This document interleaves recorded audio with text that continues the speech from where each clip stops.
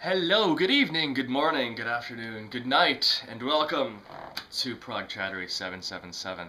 We're talking about Jethro Tull. We've made it to the end of the 80s, and we're talking about Rock Island. As you'll notice, I've got this on CD, and it's really bothering me because I have it on vinyl somewhere, and it's in a crate that I do not know where its location is. So I listened to the CD, and I've got the CD here. I'm still gonna say when we flip the side, though, obviously. So yeah, Rock Island. I know there's a lot of fans of this album. I know there's a lot of people that really enjoy it. But I'm gonna disappoint them all, and I'm gonna say that this is a contender for one of my least favorite Tull albums. This is, uh, you know, it's not that it's bad. It's just it doesn't have the same adventurousness as some of the other stuff. I think, you know, there's a feeling of they're being very safe with this. They had a lot of success with the previous album, Crest of a Knave, which is quite a good album. And I don't think they wanted to rock the boat too much. I think Anderson wanted to create something that was, consistent with what they had done on Crest of a Knave, without, he didn't want to stretch. He didn't want to put his irons in too many fires. No, that's not the word.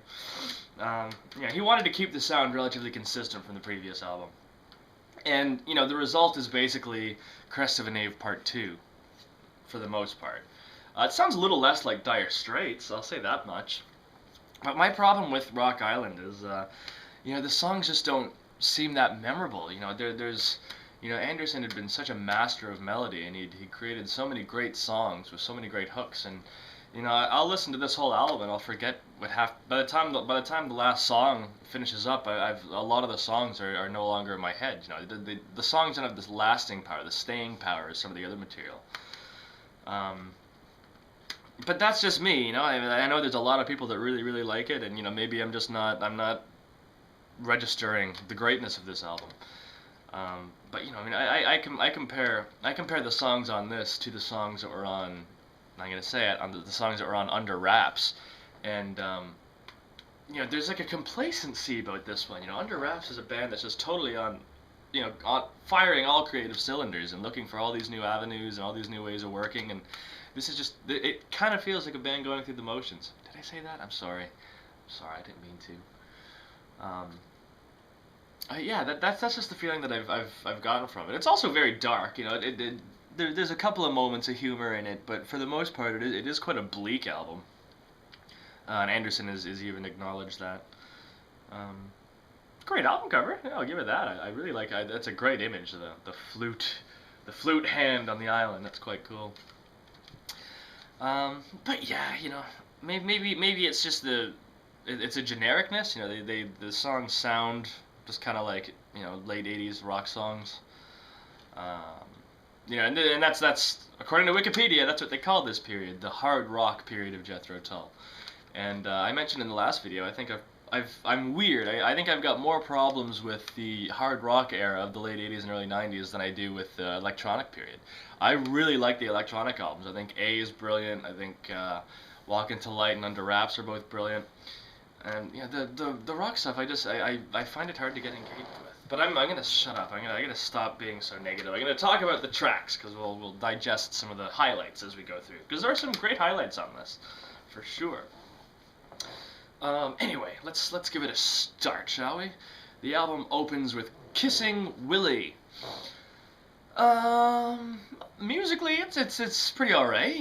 We get some of that hard rock sound, and the flute is in play. We get there's a nice little middle section that's got some great playing, and there's some cool arrangements in there. My problem is with the lyrics. Anderson had he has a great knack and a great skill for coming up with these wonderful double entendres, and he's a very witty lyricist. And he'd been able to write, about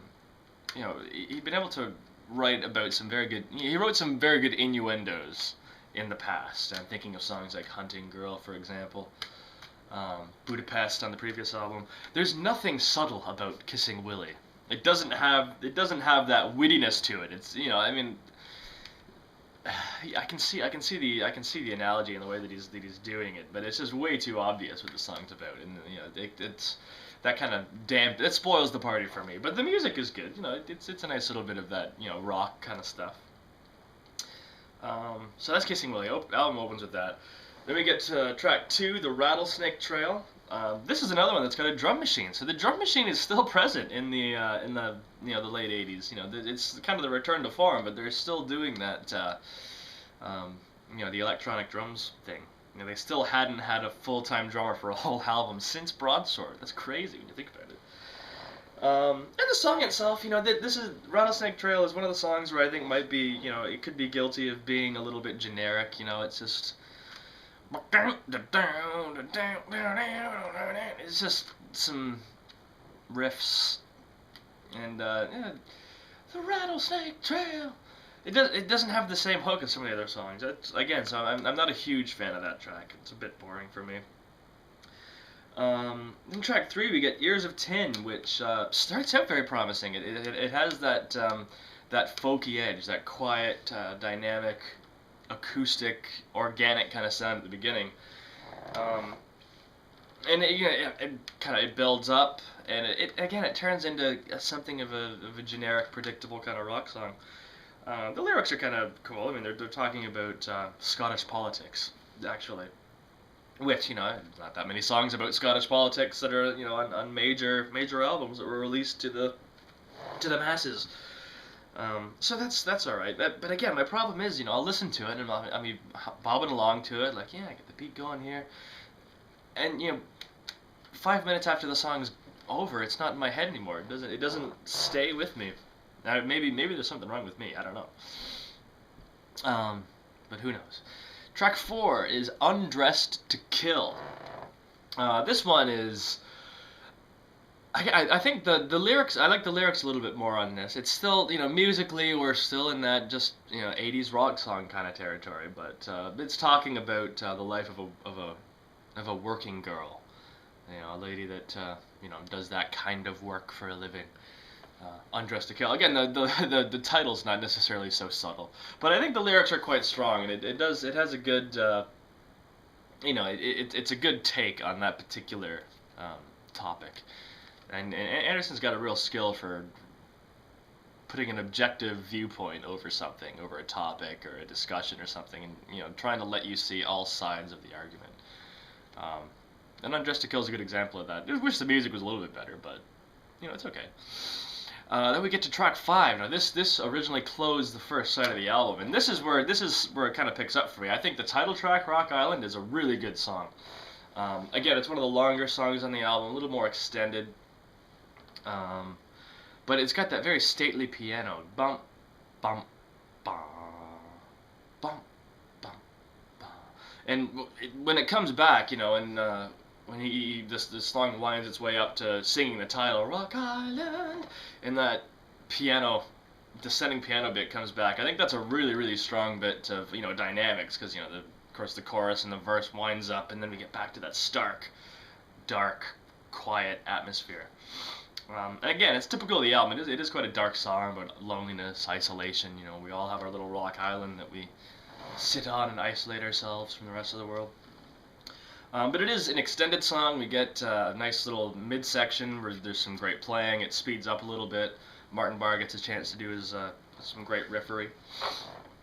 And yeah, it's there's some really, really good keyboard embellishments too that kind of narrate the lyrics. You know, you'll hit a lyric and then, you know, a certain flourish. So he makes reference to Bombay, and we get a really nice kind of Indian flavored melody that just kind of pops up. So there's a nice little bit of musical illustration, the music illustrating the words, which I think is really good. So, like I said, there are highlights on this album. I feel bad, like I've been bashing it so much, but I mean, it does have its moments. The other thing worth noting, though, for more or less, they had Doane Perry was the, you know, de facto Tull drummer. Although there are a couple of songs on here that have the drum machine again. Yeah, in the 80s they had this real problem with drummers, and then in the 90s or the late 80s they had this problem with keyboard players. I forgot to mention in Crest of a Knave, Peter Vitesse had left. He wasn't too happy with, you know, he was the keyboardist on Broadsword, Walk Into Light, and Under Wraps, and those albums didn't get very well received, and I think Vitesse was upset about that, so he left. But he does return on this. Peter Vitesse is on this record for 2 or 3 songs he contributes some keyboard work. So it's good that he's back. It's nice to see Vitesse. I think he deserves more credit. That man, he did some great stuff in the '80s. But I've digressed. We're talking about the tracks, and we're just flipping the album over. We finished talking about the first side. The first side wraps up with the title track, Rock Island, which is a great song. And side 2 opens with Heavy Water. This is a song about environmental concerns. Kind of a throwback to the lyrics on the Folk Trilogy, really. Chernobyl, I think, was certainly an inspiration for some of the lyrics here. And we're doing that kind of the generic rock thing, but I think Heavy Water is a lot better than like Rattlesnake Trail or Undressed to Kill even. Musically, I think Heavy Water is for those rock songs, it's got the most engaging arrangement, and that's got a kind of nice melody, a nice hook in the chorus, so it's not a bad song. Then the next song after that is Another Christmas Song. This is kind of the ray of hope and light on the album, really. This is the very, very optimistic, and obviously Anderson has had his fascination with winter solstice and Christmas stuff. This is Another Christmas Song, of course, is a sequel to A Christmas Song, which was released in the Mick Abrahams era back in '68 as a B-side, I found out. And I like the original version better. I like the mandolin of the original Christmas Song. Another Christmas Song, it's got the drum machine on it, but it sounds organic enough. I don't know what it is. I mean, it's got all the right ingredients. I mean, it's a really nice arrangement. It's an involved arrangement. It's about Christmas, so everyone loves Christmas. It's never. I've just never really loved the song. It's kind of the exact opposite. Lyrically, it's the exact opposite of the original Christmas Song. A Christmas song from back in the day is, it's almost like a satire. There's kind of a cynical bite to it. Whereas Another Christmas Song is, literally, gathering the family around, and Grandpa's telling stories, and it's very warm. It's lovely. Like I said, not a favorite. I've never, maybe I'll like it more the older I get. The next song, though, track 7, is The Wailers Dues. I think this is the best song on the album. I think Wailers Dues is a brilliant track, actually. Probably the best song of this whole period. Maybe not. Budapest is really good, and so is Farm on the Freeway, but The Wailers Dues is great. Again, it's an extended song, but that flute melody that comes in is just fantastic. It's so creepy, and it's so it's very evocative, and it fits the lyrical subject matter as well. I was talking about in an earlier song on this album how Anderson's got this great knack of writing a song that has a very nice objective view of a situation or a topic, and The Wailers Dues is a great example of that. It's talking about obviously whalers, and there's a certain crisis in terms of the whale population of the world is drastically down, and the whalers are typically villainized for being responsible for that. And this song, it shows the whole story, and it talks about how that's whaling culture has been something that's been around for centuries. You know what I mean? And to them it's their heritage, and obviously they're aware of the environmental impact that they've had, but by them being villainized for what they've been doing for hundreds and hundreds of years, it's a really fascinating song. It's a fascinating take on the subject, because it doesn't necessarily portray the whaler as the evil person. Although of course there's the big part of the song where can you forgive me? No, the big no comes up. That's it's a great song. It's like a best on the album for me. The Wailers Dues is really good.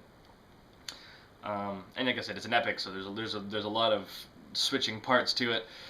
For the most part, it's quite mellow and atmospheric, but it does have its dynamic, heavy moments. So yeah, best song on the album for me. Then we get to track 9, Big Riff and Mando.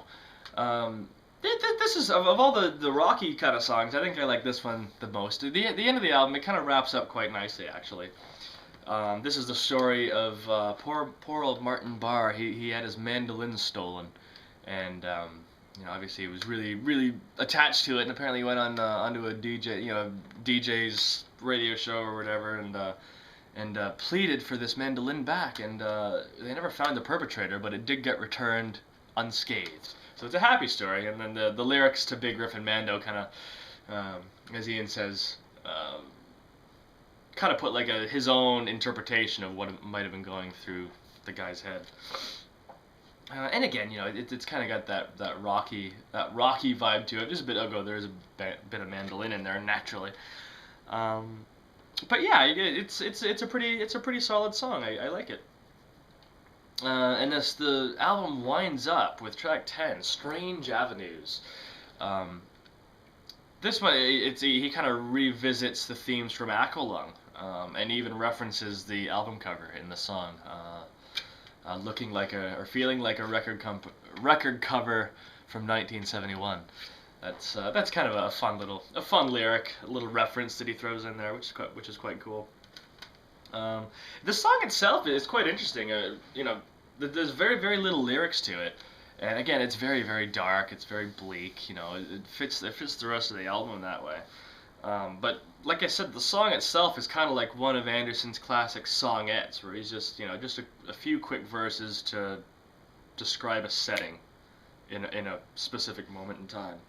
So it's kind of like that, but attached to it is this really nice intro, which is got some really good playing on it. You know, it's subdued, it's melancholy. You know, there's a lot of sadness to it, but it's that intro is spectacular, and Strange Avenues is definitely one of the highlights of the album. Really good, and in the end, it's kind of got one of those sudden endings as well. Which is, you know, it's a dark lyric.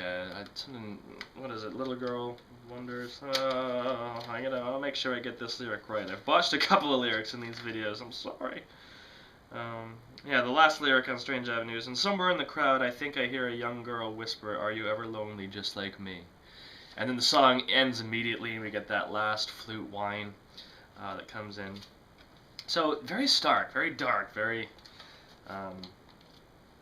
You know, it lacks the humor that's in some of the other stuff, but you know, some of this, like, Heavy Horses doesn't necessarily have a whole lot of humor in it too, but it's one of the best things I ever did. So yeah, you know, it is. Is it essential? I don't know. Is this essential? You tell me. Put it in the comments. Tell me about it in the comments. I personally don't think it's essential. You know, like I said, it's a contender for my least favorite. That's not to say I dislike it. Like I said, there's some real highlights on here. The title track, Rock Island, the Wailers Dues, and Strange Avenues. Those three are really good. And another Christmas song I think is probably the classic of the album.